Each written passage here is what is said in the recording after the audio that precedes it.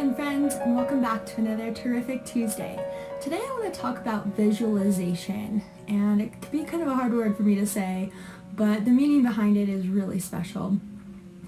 The practice has been around for ages, and really if you take a look at any Olympic athlete or super success, ultra wealthy, or just ultra productive human, I bet you that that person has utilized the power of visualization in their life. So what is visualization? Well, it's a daily practice of spending dedicated energy on visualizing your goals and the things that you want most in your life. And it can yield 4 very important benefits. So it can activate your creative subconscious, which will start generating creative ideas to help you achieve your goal. It also helps to program our brain, our supercomputer that we've talked about in the past, to recognize the resources you'll need to achieve your dreams in your daily life. It also activates the law of attraction, thereby drawing into your life the people, resources, and circumstances that you'll need to achieve your goals.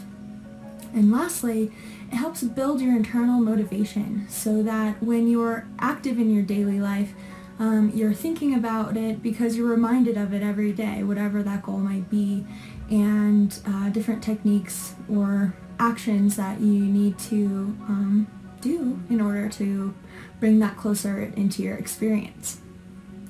So today I really want to talk about something called a mental rehearsal technique. And many athletes have used this. It's called mental rehearsal because you're actually practicing or thinking about yourself doing these things. And it's been a huge impact since like the 60s, I would say, when we learned it from the Russians back in the Olympics. So all you have to do is set aside a few minutes a day. It only takes about 5. And the first thing that you'll do is get into a comfortable position. You can do it in a chair, you can do it laying down, whatever you want to do.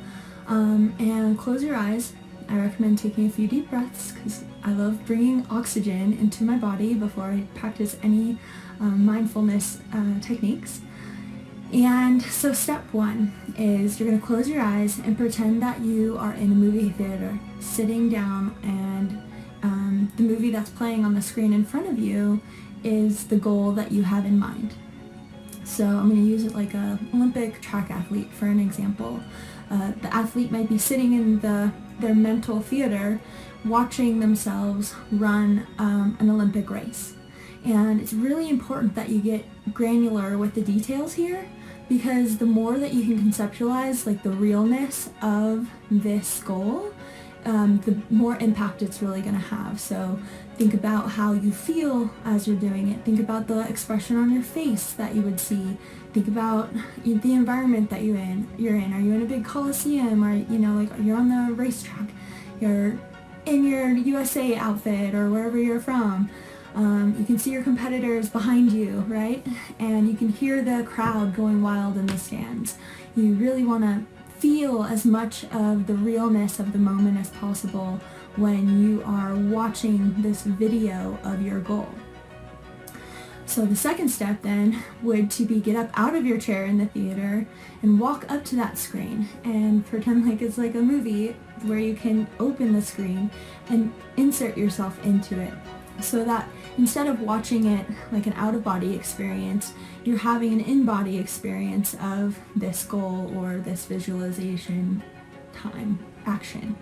So instead of watching it happen, you are now the athlete, you are now on the track, you are now running, you're feeling the sweat on your face and the sun in your eye and the wind in your hair, like really feel as much as you can of as much of the experience as you can throughout this process. And the more real it is in your mind, the more real it's going to project into your life.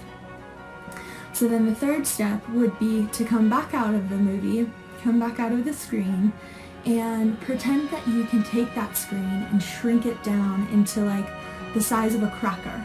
And each aspect of that experience is like a hologram, and they're all in these little bite-sized pieces, and you're actually going to, with your eyes closed still, imagining this, eat each and every single one of those little hologram crackers so that you can feel the experience going into your mouth, coming into your body, and helping to nourish, and feel like the energy and feel it vibrate out through the rest of your body, and just feel like you're really consuming the experience, literally consuming the experience.